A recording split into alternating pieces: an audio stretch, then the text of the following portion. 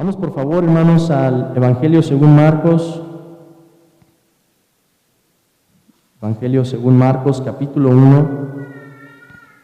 Vamos a estar ahora en el versículo 14 y en el versículo 15. Marcos 1, 14 y 15.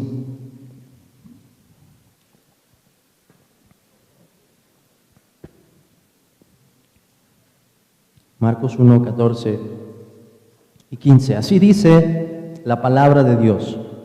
Después que Juan fue encarcelado, Jesús vino a Galilea predicando el evangelio del reino de Dios, diciendo: el tiempo se ha cumplido y el reino de Dios se ha acercado. Arrepentíos y creed en el evangelio. Amén, hermanos. Pueden tomar asiento.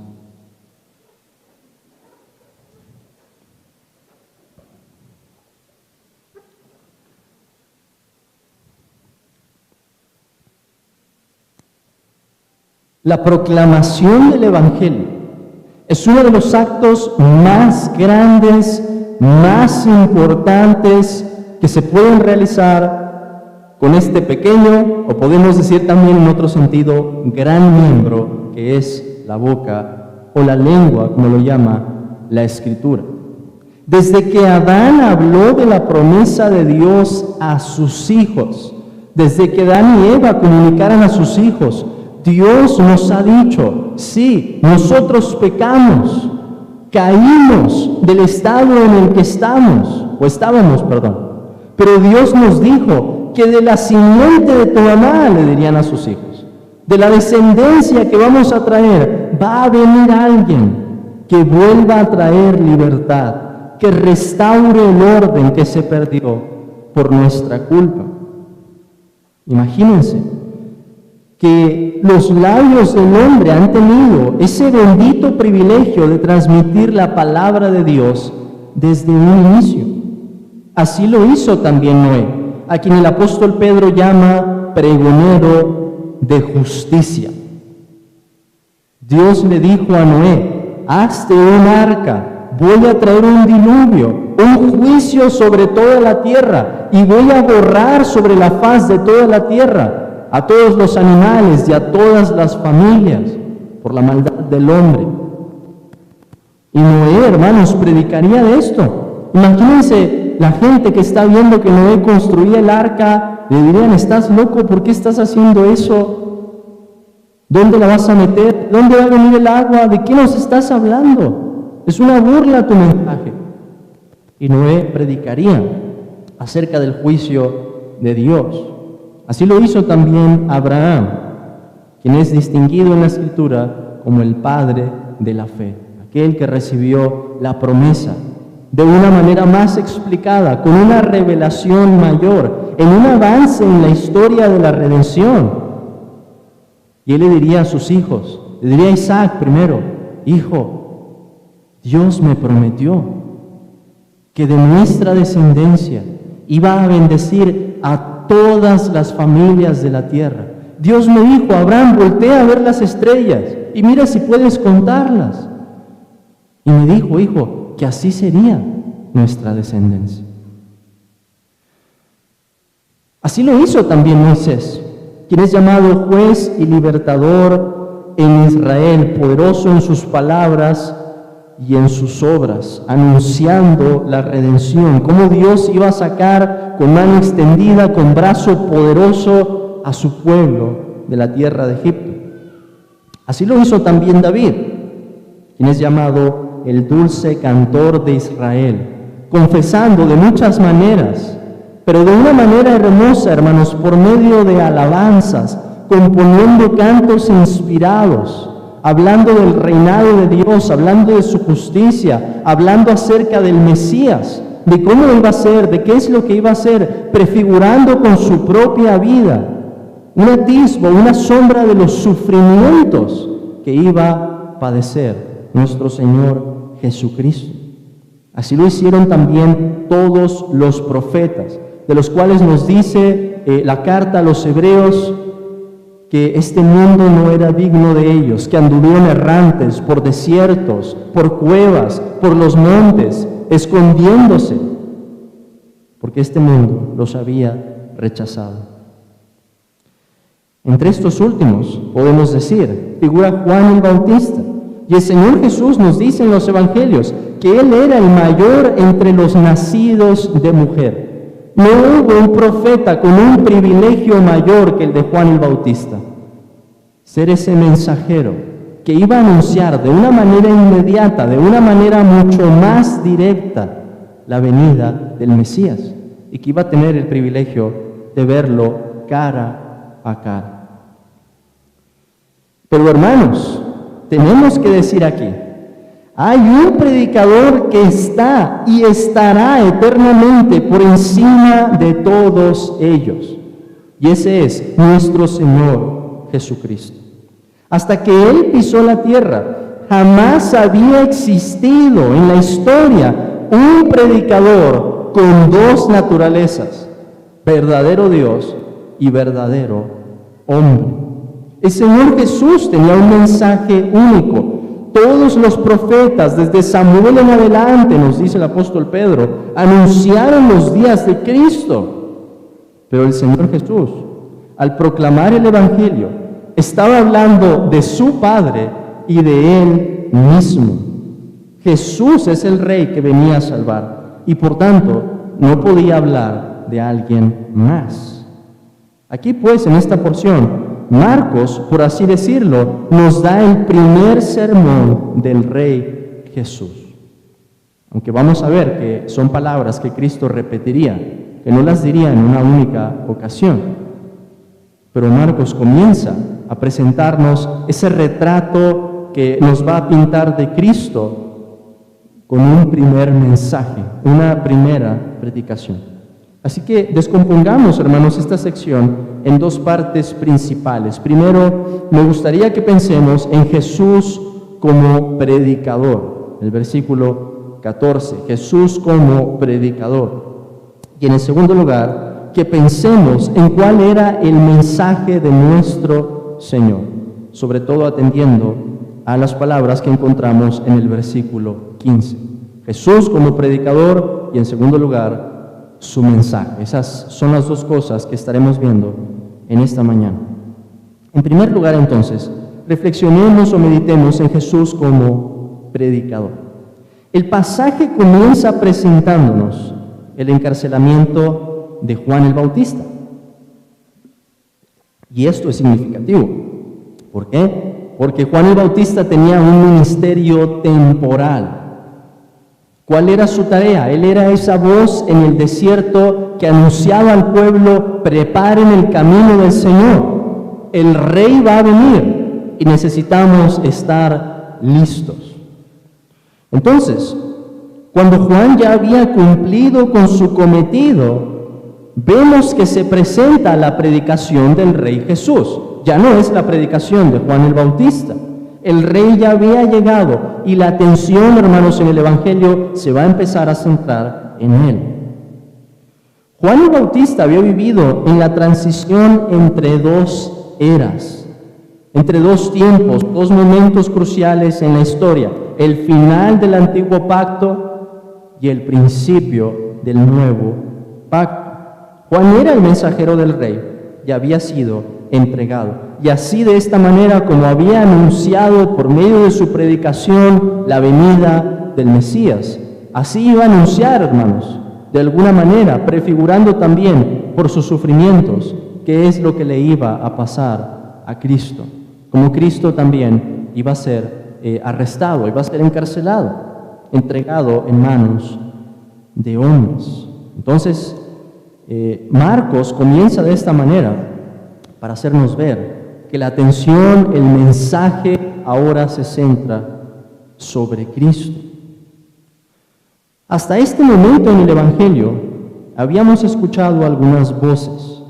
La primera voz la teníamos del Antiguo Testamento, cuando Marcos comienza su Evangelio diciendo, como está escrito en Isaías el profeta, y nos da esa cita amalgamada que vimos que viene del libro de Éxodo, de Malaquías capítulo 3 y del profeta Isaías. Esa es la primera voz que habíamos encontrado, la voz que venía de las Escrituras, que anunciaba esta nueva era, que es lo que iba a traer el Mesías.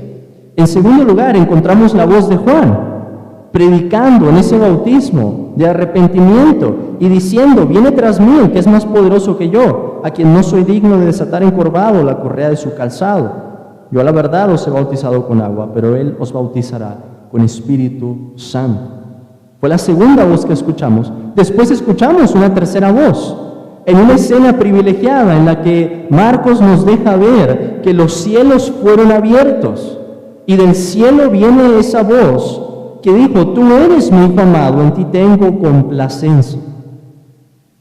Pero es hasta el versículo 14 y el versículo 15 que llegamos a escuchar la voz de Cristo mismo, la voz del Rey. Su apariencia, hermanos, con toda probabilidad, sería la misma después de haber pasado ese periodo de prueba, de tentación, después de que había sido confirmado, con la diferencia de que ahora Cristo comienza su ministerio público. ¿Y cómo comenzó el Señor? ¿Qué es lo primero que Él hace? No se nos habla de un milagro. De manera interesante, Marcos no comienza así. Marcos comienza hablándonos de la proclamación de Cristo, de su predicación. ¿Y por qué esto es importante? Porque el ministerio de Cristo en los evangelios puede resumirse en dos cosas, fundamentalmente: predicación y milagros. Un mensaje especial y hechos poderosos. Hechos que sirven para muchas cosas, como vamos a ver. Hechos que no solamente demuestran la veracidad de lo que Cristo está diciendo. Hechos, hermanos, que no podemos entender si no tomamos la visión del Antiguo Testamento para ver, como lo vamos a hacer más adelante, que Cristo tiene el poder para conquistar los corazones de los hombres y decirles: vengan en pos de mí. Milagros que muestran que Cristo tiene el poder sobre los demonios, que Cristo puede gobernar a dónde se dirigen, en qué momento, con su propia palabra, que Cristo tiene poder sobre las enfermedades en este mundo, sobre las fuerzas que podríamos considerar son las más caóticas, las más destructivas. Poder para perdonar pecados, vamos a ver más adelante cuando el Señor sana al paralítico, poder para calmar las tormentas, etc. Pero podemos resumir en estas dos cosas el ministerio de Cristo: predicación y milagros, un mensaje y hechos sobrenaturales, actos sobrenaturales.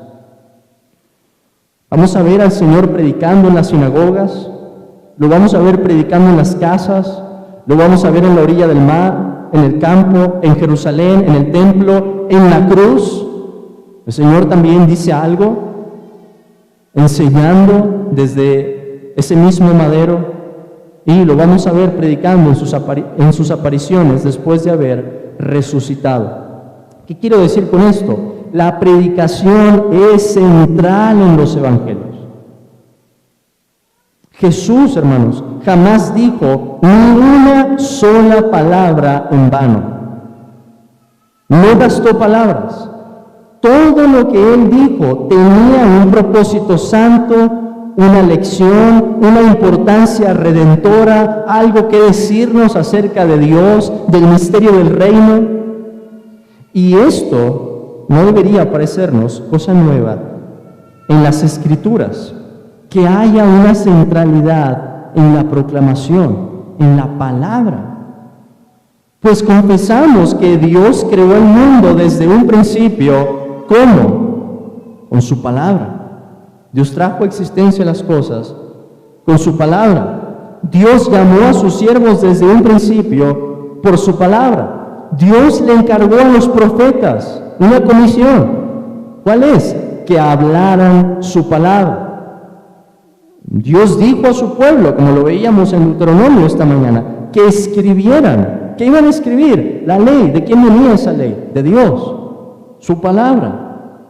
La diferencia en el Señor Jesús es que, como he dicho, Él era Dios y hombre. Y por tanto, Su palabra tenía el poder de transformar el mundo. Hermanos, ¿cómo es que Cristo, lo vamos a ver por ejemplo más adelante, en esa escena en la que el principal de la sinagoga va con el Señor y le dice, mi hija está agonizando, ven y sánala? Cuando el Señor llega, la hija ya está muerta. Cuando el Señor habla, hermanos, le está hablando a ella. Y vamos a ver que el Señor utiliza una forma, un vocativo. Niña, a ti te digo, levántate. Está hablando de una persona muerta, como lo hace en el Evangelio según Juan, cuando dice, Lázaro, ven fuera. ¿Qué poder, hermanos, había en la palabra de Cristo que transformaba la realidad? Que hacía todas las cosas nuevas, que traía vida, que traía sanidad, que traía limpieza. Por eso es tan importante la Biblia para nosotros, porque es la palabra de Dios. Y al leer esta porción, no estamos oyendo solamente lo que Marcos dijo, estamos oyendo la voz de Cristo. Cristo nos está hablando.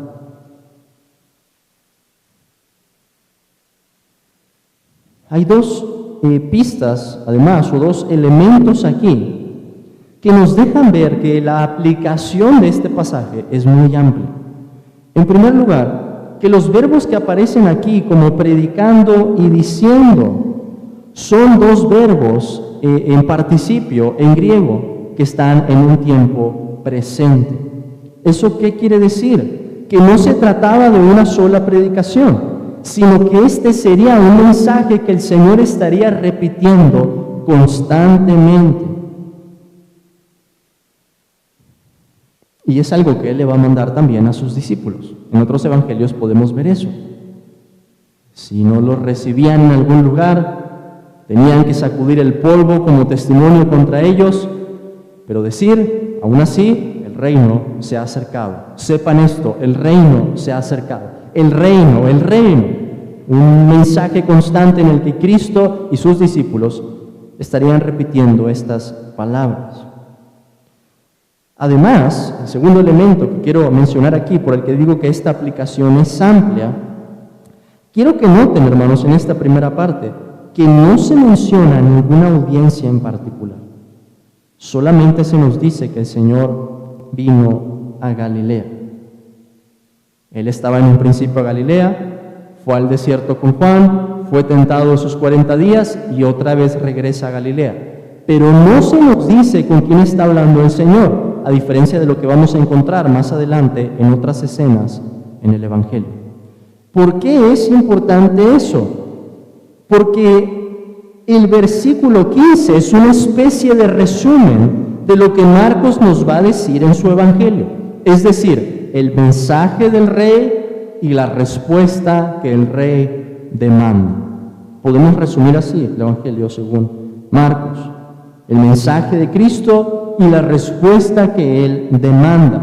Por esto, a medida que leamos, debemos recordar estas palabras, porque al leer el Evangelio, nosotros somos la audiencia. Piensen en esto, si Cristo repitió constantemente ese mensaje, si Marcos nos lo presenta desde un principio, ¿por qué es? Porque quiere que nos pongamos esos lentes y recordemos desde un principio, al ver y seguir a Cristo, en sus milagros y en sus palabras, ¿qué es lo que Cristo ha traído? ¿Y cuál es la respuesta que Él demanda de nosotros?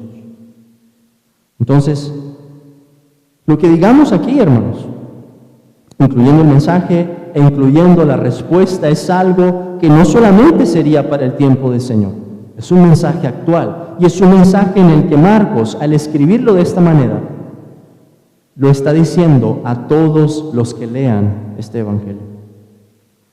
Pero ¿cuál es el mensaje entonces de Cristo? Hemos considerado al Señor Jesús como el predicador que nos está dando el mensaje que encontramos en el versículo 15, pero ¿cuál es exactamente el mensaje?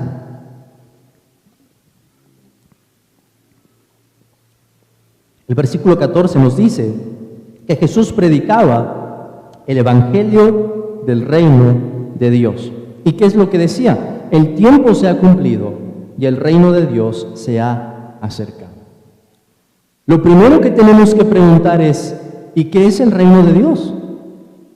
Si el Señor Jesús habló de esto constantemente, si es el mensaje que los evangelios nos presentan, ¿qué es exactamente el reino de Dios? Se trata de una realidad difícil de definir y conforme avancemos en el evangelio, espero que esto se vuelva más claro. Pero por lo pronto, déjenme decir lo siguiente. El reino de Dios es la actividad por la cual Dios, como el Rey, sobre todas las cosas, interviene con su poder y gracia redentora para cumplir su propósito, salvar a su pueblo, vencer a sus enemigos y restaurar por entero la creación. De nuevo, déjenme repetirlo. El reino de Dios es la actividad por la cual Dios, como el Rey sobre todas las cosas, interviene con su poder y gracia redentora para cumplir su propósito, salvar a su pueblo, vencer a sus enemigos y restaurar por entero la creación. Por supuesto, podríamos agregar allí, para la gloria de su nombre.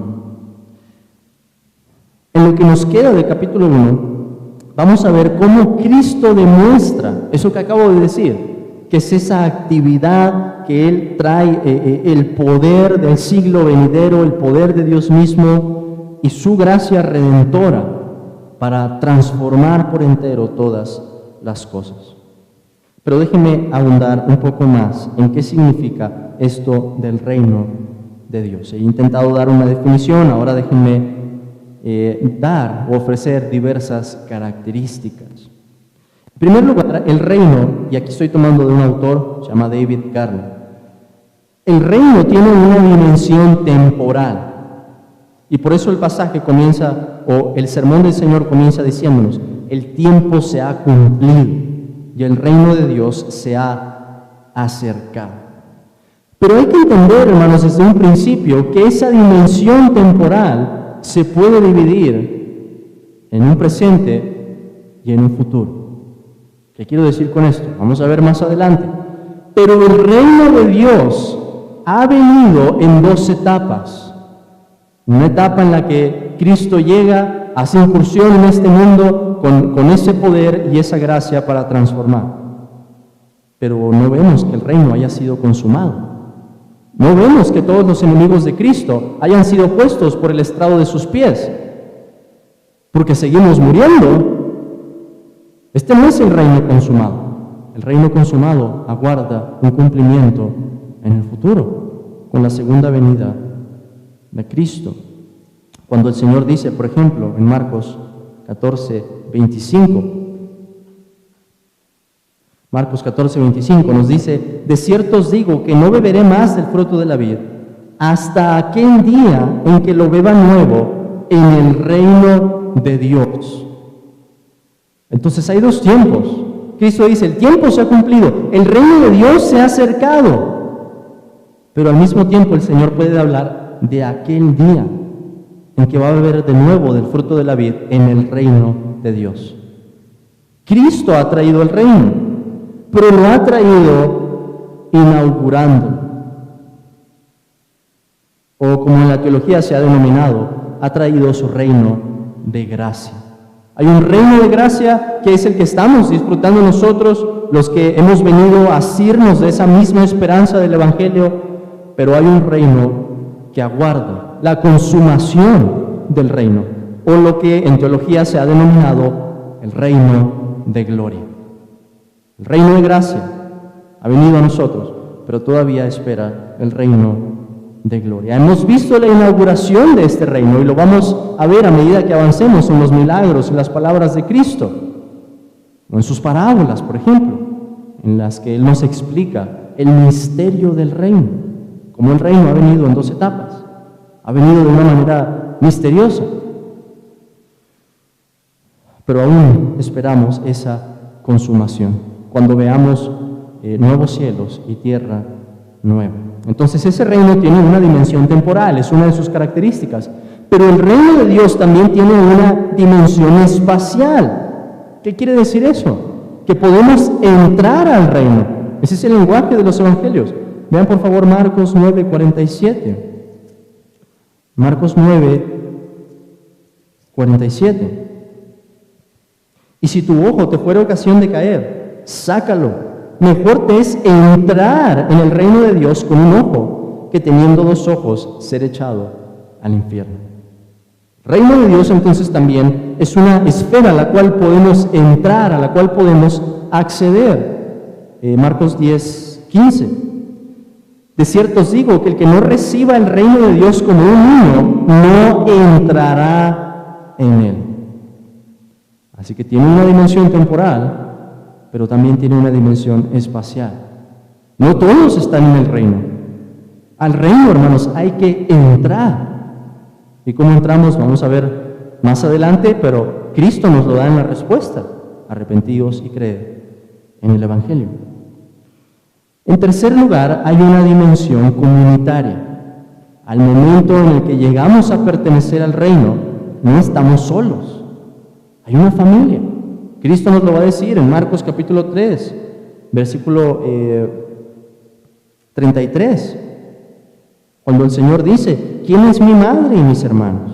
Y mirando a los que estaban sentados alrededor de él, dijo, he aquí mi madre y mis hermanos. Porque todo aquel que hace la voluntad de Dios, ese es mi hermano y mi hermana y mi madre. Entonces, esa dimensión comunitaria nos habla de cómo llegamos a pertenecer a una nueva familia al entrar al reino de Dios.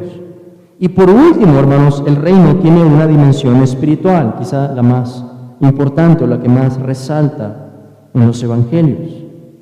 ¿Qué quiero decir con esto? Que el reino ha venido de una manera invisible. Los judíos esperaban que Cristo llegara, quizás, o el Mesías llegara, derrocando al gobierno de Roma, tomando el poder por la espada y diciendo, ahora sí, vamos a tomar el reino por la fuerza. Pero esa no es la manera que entra.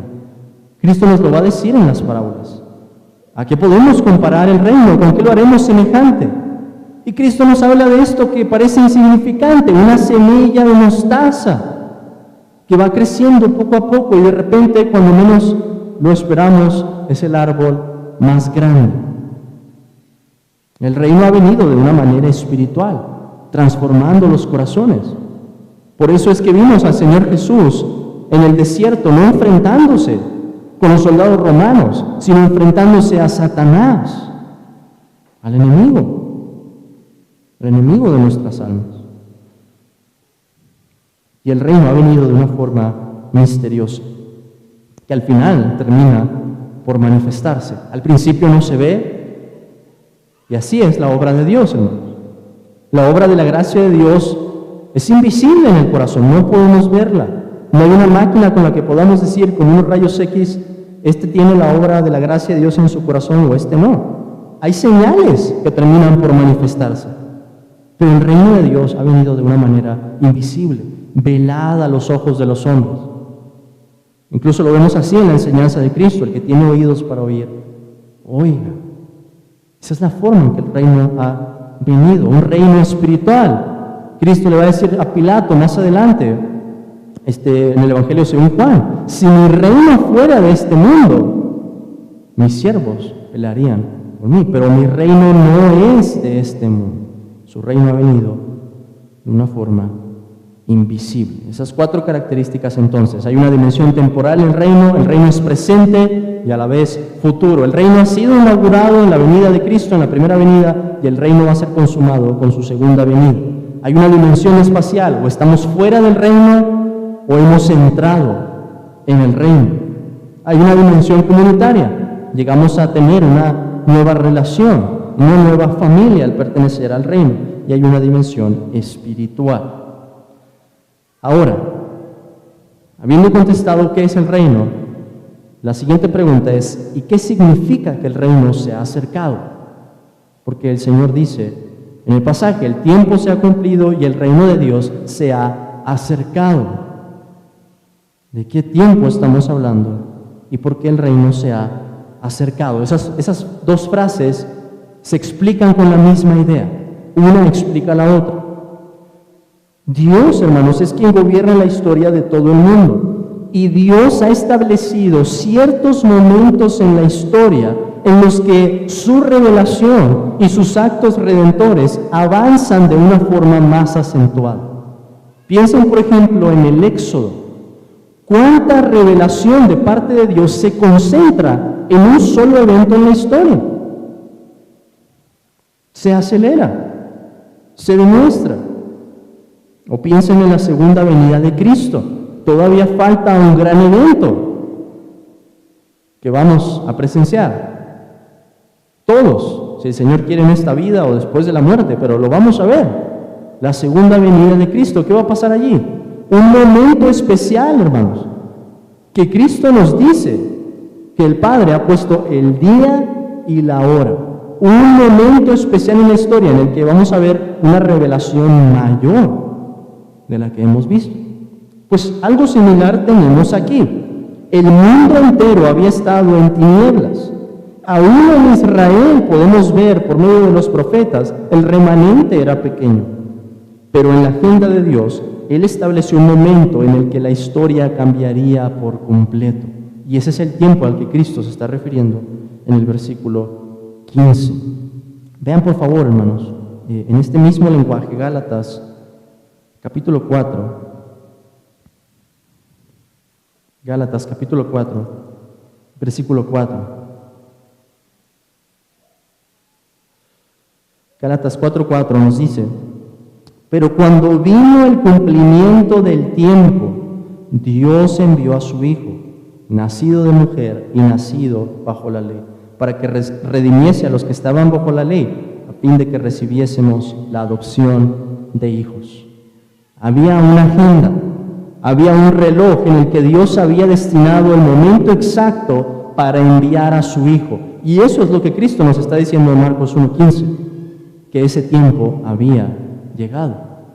Vean por favor una segunda referencia en este mismo sentido, Efesios capítulo 1. Efesios capítulo 1, versículo 10. Nos habla del propósito de Dios de reunir todas las cosas en Cristo, en la dispensación del cumplimiento de los tiempos, así las que están en los cielos como las que están en la tierra. ¿Qué está diciendo entonces el Señor? Que se estaba cumpliendo el tiempo en el que el Altísimo reclamaría lo que es suyo por medio de su Hijo Jesucristo. Que esa actividad con la que Satanás había afligido este mundo y en la que el pecado había traído esa destrucción, como la que vemos ejemplificada en el desierto, iba o había llegado a su fin. Y Cristo iba a hacer nuevas todas las cosas. El verbo se ha acercado, en realidad es una sola palabra en griego, ha sido debatido. Pero acercado significa que entonces ya está o que no está. Pero la clave, hermanos, de nuevo es entender que Cristo trae el reino en dos etapas. Esto va a ser muy importante, lo voy a estar repitiendo en los siguientes mensajes. Cristo ha inaugurado el reino en su primera venida y lo consumará en su segunda venida. Pero más aún, creo que la referencia de que el reino se ha acercado nos lleva a mirar a Jesús como el Rey. Y podemos concluir eso pensando también en lo que Marcos nos había dicho al principio de su evangelio. Marcos nos va a presentar la identidad de Cristo. ¿Y quién es Él? Principio del evangelio de Jesucristo, Hijo de Dios. Es el Rey esperado. Entonces, Marcos nos está diciendo, al presentarnos esta referencia, que Cristo era el encargado de reconciliar los cielos con la tierra. En otras palabras, el reino se había acercado debido a que el mismísimo Rey estaba presente en ese momento. El cielo, por así decirlo, estaba besando la tierra. Piensen en eso, hermanos. Las dos naturalezas de Cristo en una misma persona sobre este mundo. La misma presencia del Señor sería un símbolo del propósito de Dios. Como lo va a decir Marcos, o como lo dice el Señor en el capítulo 10, buscar y salvar lo que se había perdido. Y ¿Cómo lo estaba buscando Cristo desde un principio? Asumiendo una naturaleza humana.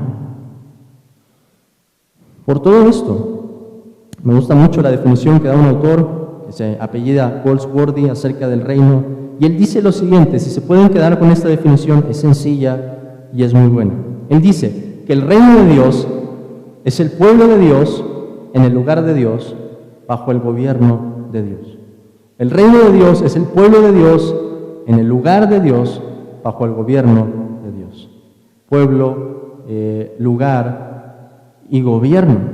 Así podemos resumirlo.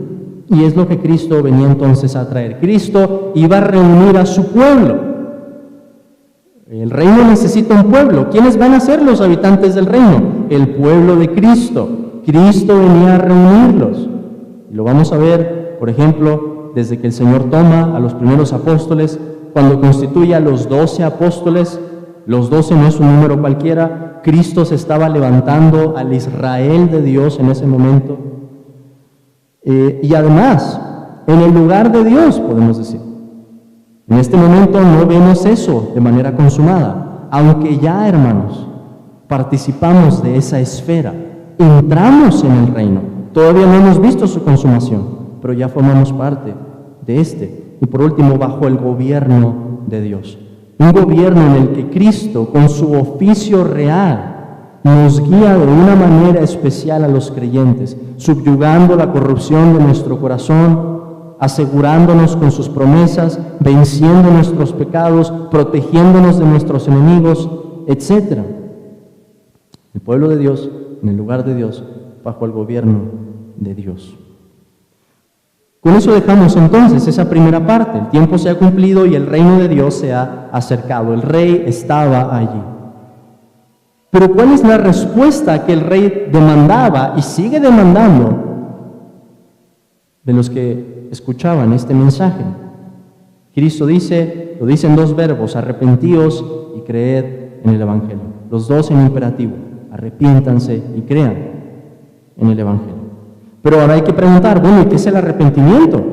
Si esta es la respuesta que Cristo demanda y que resume en un sentido lo que el Señor espera de nuestra lectura de todo este Evangelio, yo creo que debería ser gran parte de nuestro interés. ¿Y qué es el arrepentimiento? Déjenme definirlo de esta manera, y aquí voy a citar el Catecismo Bautista. El Catecismo Bautista en la pregunta 92 nos dice, ¿qué es el arrepentimiento para vida? Respuesta, el arrepentimiento para vida es una gracia salvadora, por medio de la cual un pecador, por una verdadera percepción de su pecado y la aprehensión de la misericordia de Dios en Cristo, con dolor y odio por su pecado, se aparta del mismo para volverse a Dios, con pleno propósito y empeño en pos de una nueva obediencia. Entonces, en el arrepentimiento, hermanos, podemos decir primero, se trata de una gracia salvadora, es algo que Dios otorga, es un don de parte de Dios y es responsabilidad del hombre. Pero ¿qué es lo que pasa en el arrepentimiento? Hay un entendimiento del pecado, hay un entendimiento de que el pecado significa ofensa a Dios. El pecado ya no es algo ligero, el pecado ya no es algo venial, el pecado es mortal. Y el pecador dice, este sendero que estoy llevando me va a matar, este es el sendero de la muerte. Pero no es todo lo que entiende en ese momento. En el arrepentimiento nos dice esta definición, hay una aprehensión de la misericordia de Dios en Cristo. O sea, el pecador, hermanos, en el arrepentimiento no solo entiende la gravedad de su pecado, entiende que el Señor Jesús está allí, ofreciéndose a sí mismo en el Evangelio, diciéndole que hay vida, que hay esperanza, que hay perdón de pecados si acude a Él. ¿Y qué es lo que pasa? Con dolor y odio entonces por el pecado, el pecador se aparta de ese pecado para volverse a Dios. Del pecado hacia Dios, con pleno propósito y empeño, nos dice, en pos de una nueva obediencia, con el deseo de que su vida sea distinta. El arrepentimiento, hermanos, tiene una dirección hacia Dios. Y esto es clave. El arrepentimiento no es que te intentes limpiar a ti mismo, pues ya estás manchado por el pecado. No hay manera en la que te puedas limpiar. El arrepentimiento tiene referencia a Dios. O sea, te vuelves. Pero ¿cuál es la dirección? La dirección es solamente a que vivas una vida de justicia. Eso es parte del arrepentimiento. Pero la dirección es hacia Dios. De tu pecado hacia Dios. Bueno, ¿y qué es entonces la fe? Porque Cristo conjunta esos dos verbos. Lo que nos dice que el Señor espera que nuestra respuesta contenga esos dos elementos. No solo arrepentimiento, no solo dolor y odio por nuestro pecado, no solo un entendimiento de la misericordia de Dios en Cristo y de ese volvernos del pecado hacia Dios. Hay algo más aquí. Cristo dice, creed en el Evangelio. Y Marcos ya nos había dicho en el título de qué se trata el Evangelio. Principio del Evangelio de Jesucristo, Hijo de Dios. En esta sección vemos que la buena noticia abarca el oficio real de Cristo. Cristo como el Rey esperado, como el Rey que habían anunciado los profetas. Vean por favor aquí brevemente Isaías 52, 7. Isaías 52, 7.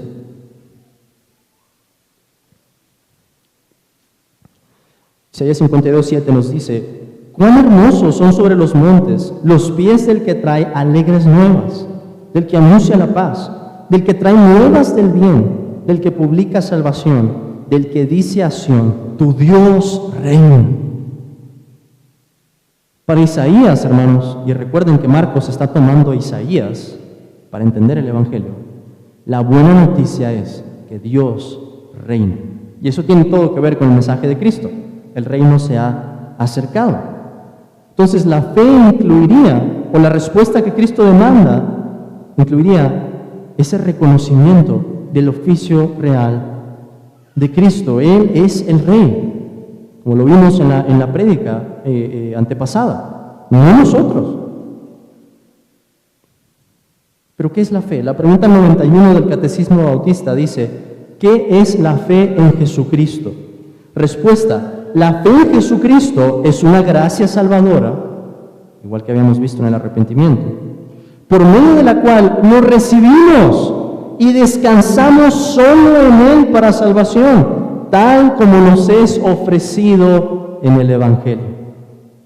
Qué manera tan bella de describir la fe.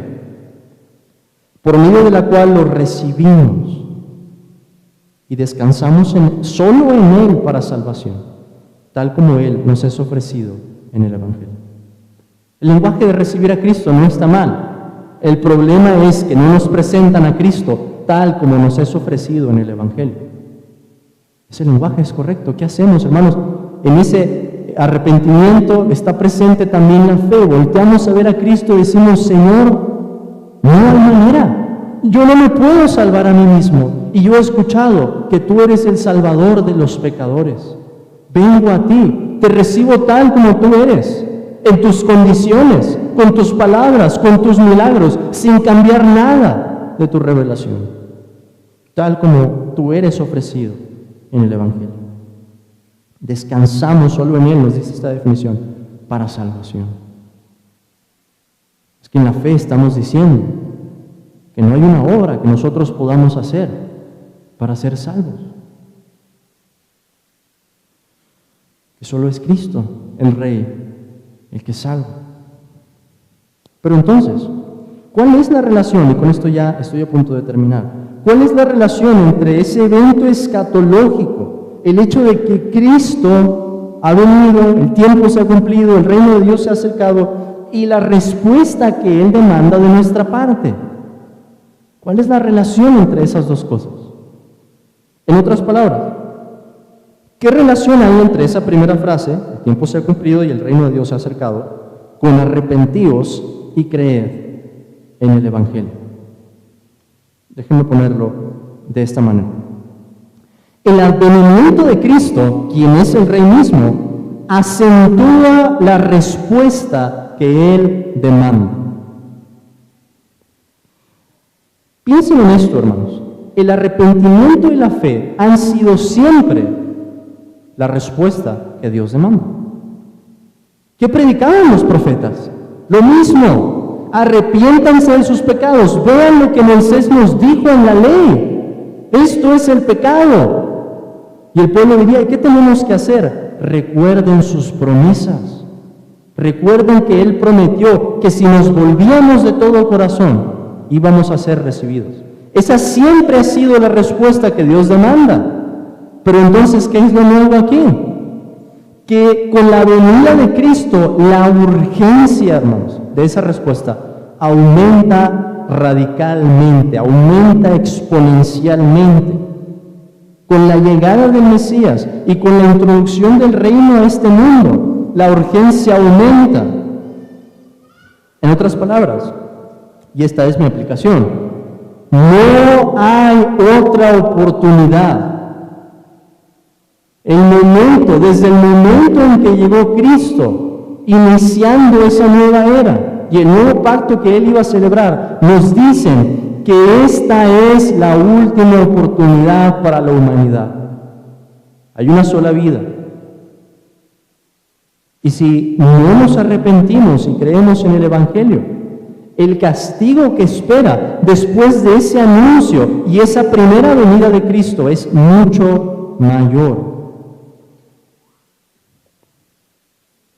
Como lo dice el apóstol Pablo citando la Escritura, entonces este es el tiempo aceptable. Hoy es el día de salvación. Si el Rey ya ha venido, si el Rey ha traído ese reino y yo no formo parte de él todavía, ¿qué tengo que hacer? Pues esta es la oportunidad. Arrepentirme y creer en este anuncio, creer en lo que el Rey me está diciendo, creer en el Rey mismo. Hoy gozamos de la revelación misericordiosa de Dios en Cristo, pero ¿qué traerá el mañana? Es algo que ya habían anunciado los profetas. De tarea, hermanos, lean después la visión de Isaías 63. Ese es Jesucristo trayendo juicio, manchando sus vestiduras con la sangre de sus enemigos. Ese es el retrato completo de Cristo. En su primera venida ha venido como el siervo sufriente, pero después lo veremos como en Apocalipsis, sobre ese corcel, derramando la sangre de sus adversarios. Esta es la oportunidad entonces. El juez está a la puerta. Cristo te dice hoy a ti, que oyes estas palabras, que Él es el Rey y que debes arrepentirte y creer. Termino con esto. Estas palabras deberían despertar entonces a los que están dormidos y no ven ninguna urgencia de acudir a Cristo y doblar su rodilla ante Él. Cuando tenga 70, 80 años, cuando ya esté viejito, ya esté a punto de la muerte, entonces voy a pensar en el Evangelio. Pues yo no sé en qué Evangelio vas a pensar, porque ese no es el mensaje que Cristo ha dado.